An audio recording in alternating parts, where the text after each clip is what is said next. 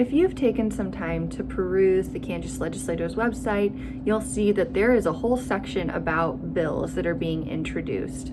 If you decide that you're really passionate about a specific issue and you see a bill that's discussing that, you have the ability to share your insights with the committee that is discussing that bill.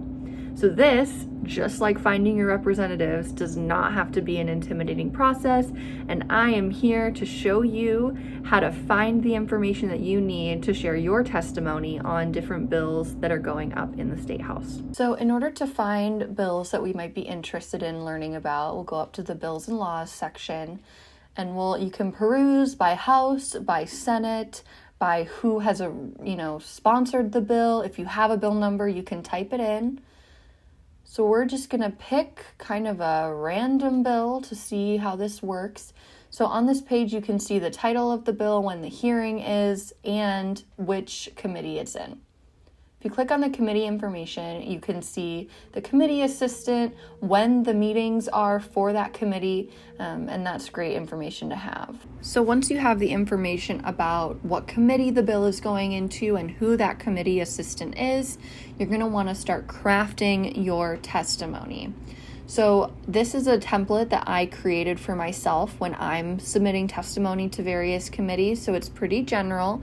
You'll want to start with the date that you're submitting the testimony, which committee you're submitting it to, whether that's House Affairs, Senate Education, Transportation, whichever one it is, and it'll say on the bill site where the hearing is happening, which committee.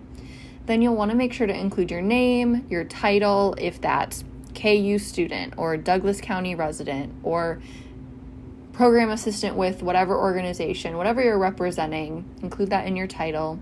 Your email address, so if there are questions, they can contact you, and then what city you're in. You'll then also want to make sure to include the bill number, whether it's House bill or Senate bill, and then the full number, and then a brief description, which you can find on the bill page. I usually just copy and paste the one that's there and put it right in there. And then note whether you're a proponent of the bill, you're opposing the bill, or you're neutral to the bill. And then this is where you really get into your actual testimony, writing to voice your support or opposition or neutrality to whatever bill number, reiterate that bill number. And then this is where you share your story, explain your opinion, explain how you got to the conclusion that you did about the validity of the bill or your perspective on the bill. Share personal stories, share potential consequences of if the bill is passed, if the bill is not passed, this is what will happen to my communities that I'm a part of. And then again, reiterate if you support or oppose the bill, and then what you want the desired result to be. What do you want the outcome of the conversation to yield? Whether that's, passing the bill to improve health in Kansas or opposing the bill to ensure safety of whatever. Make sure that you're showing what the end result is. And then sign it off with your name.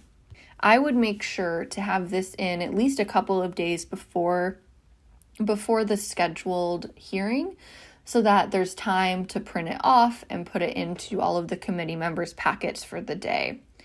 You also have an option to submit in-person or virtual testimony, actual oral testimony. So that's another option. But writing the written testimony and making sure it's included is a really great first step in sharing your insights with the committee members that are making decisions on whether to move a bill forward.